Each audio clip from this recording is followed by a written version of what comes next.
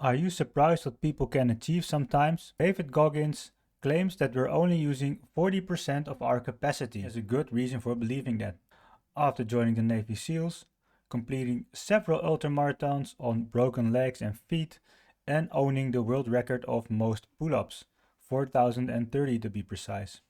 So in this video, I'm going to tell you how you can break through the 40% limit without hurting yourself. So what is the 40% rule that David Goggins describes in his book? It's very easy to explain and compare to, for example, a car, which has a governor or a limiter.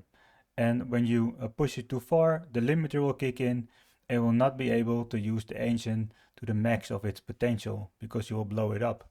And the same goes for our body. We also have a governor or a limiter. And that all comes from the ancient times where we had no food. A lot of energy was scarce and we didn't have food for the taking like we have now. We had to hunt and it was not always food. So energy preservation was a big thing, and that's why we always limit ourselves in taking the easiest way out. But now, of course, there's a lot of food everywhere and it's not applicable anymore.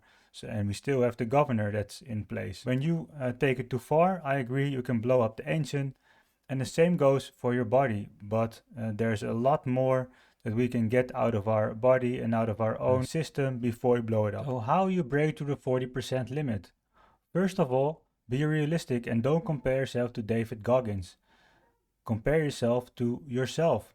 So when you're training, do an extra push-up, run 10 extra more minutes, and the pain that you experience in that moment where you are pushing through, the extra you're doing, that's where your growth is, in that hardship. And that's where you break to the 40% limit. Is it safe to remove the governor, the regulator, the limiter? Yes, it is. But you have to be careful because you don't want to blow up the engine. And with the following steps in the next chapter, I'm going to provide you with a safety net so you have total control. But don't go easy on yourself. If you listen to interviews with David Goggins, he ran ultramarathons with taped up broken legs. What is your excuse? And like I said in the previous chapter, you're not David Goggins, but you can use him to inspire you. So how do I prevent the engine from blowing up? Start by expanding those limits slowly and consistently. Don't start extreme and just take small and consistent steps. Eat healthy and eat enough. When you put your body to the test, it needs the right fuel and it needs enough fuel. Get enough sleep. When you're using your body intensely, it also needs a lot more time to recover. So when you're getting tired, make sure you listen to your body and go to bed on time. Stretch every day. When you're using those muscles every day intensely, they'll get tight. So make sure you stretch 10 minutes every day to keep your mobility. Have at least one rest day a week. When you have one day that you take it easy, so you go, instead of running, you go walking, you also give yourself a chance to rest a little bit. Use a fitness tracker. Monitor your body with a fitness tracker. My Whoop will tell me when I go too far. Plan it out. So schedule your workouts. This way you have a dedicated time slot and less resistant to prepare yourself where you can. When you go running or you go to the gym, when you go running, you put out your running outfit already for the next day. And when you go to the gym, you put your gym bag ready, so you're ready to go. Don't let it consume you. It becomes addicting when you're pushing through those limits.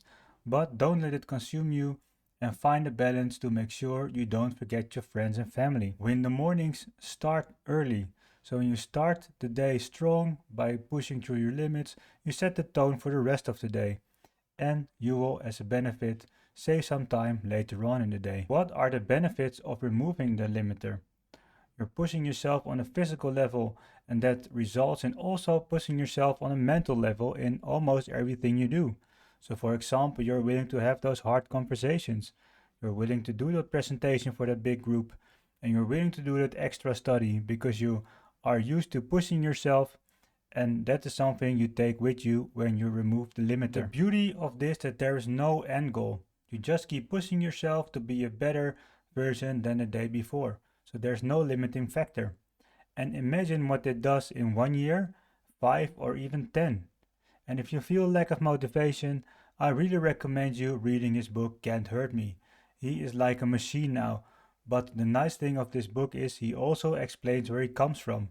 And surprise, he also started like a normal person just like you and me. Let me know how you're going to push yourself, and if you like this video, please don't forget to like and subscribe for more content like this. Let me know how you're going to push yourself. Are you going to run 10 more extra minutes? Are you doing more push-ups? Let me know down in the comments. I'm really curious.